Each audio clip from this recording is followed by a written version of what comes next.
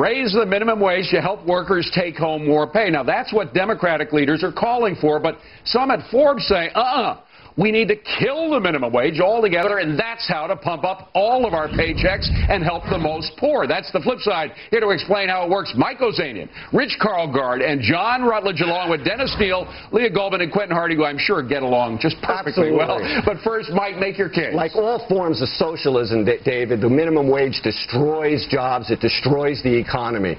By latest accounts, the recent hike in the minimum wage, the last time it happened, took over 200,000 jobs out of the economy. So how would killing the minimum wage help everybody? By killing the minimum wage, you actually allow the market to decide what people get paid, and it prevents companies from having to raise prices in order to support the Leah, I'm sure you agree. No, it makes no sense. The argument is asinine. If you eliminate the minimum wage, there's always someone willing to work for less. Isn't this the whole problem, the immigration crisis? This is the problem. You eliminate the minimum wage and you've condemned an entire group of people. And we're not talking about high school kids flipping burgers for a few extra bucks on the side. We're talking about working families, working parents. Rich Karlgaard, what do you think?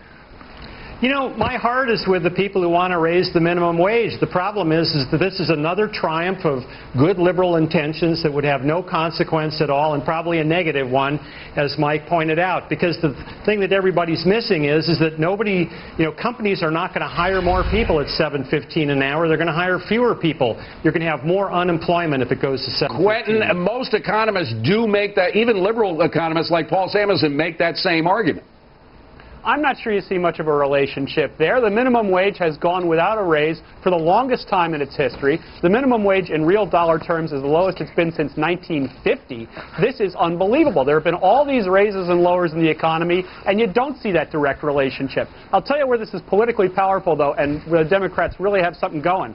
Minimum wage hasn't raised. Average family incomes in this country, all the way from the minimum wage, they haven't raised either. John, you buy it? Great story for them. Minimum wage raising is good politics and bad economics. Young, untrained workers are imprisoned by the minimum wage. It makes it illegal for a company to hire them and train them in an apprenticeship until they can produce value. One of the reasons the economy is growing is because the real minimum wage has been declining. Dennis? I'll tell you what, this eliminating the minimum wage makes such great economic theory, but then human beings get in the way. So I'll tell you what, why don't we create even more jobs by eliminating the laws against employing children? Let's let children work in factories. That's a great thing. So, Mike, is that what you're calling for, just elimination of all the rules and regulations? No, when it comes to the wage, actually, Quentin makes my case. He points to the fact that the minimum wage hasn't been raised in a long time. Well, guess what? Over the last 15 years, we've had the greatest economic prosperity in this country in our history. That has nothing to do. That's a red herring. If you're going to red herring. You're tying. Economic prosperity is a red herring. Every week it changes on the topic what you're willing to attribute the job growth and all that stuff. Free markets and capitalism. Now it's the minimum wage. Hold on. Go ahead, Leah. Go ahead. Even the CEO of Walmart, which is one of the biggest hirers, the biggest employers of minimum wage workers, said it's time to raise the minimum wage. Rich Karlgaard, go ahead. Well, the Walmart CEO is probably just looking for political cover. If you really want to raise the living standards of the working poor, you've got to get it at the root level. You've got to improve education. You've got to break the public school monopoly and teach kids something that's actually useful in the workplace. Dennis?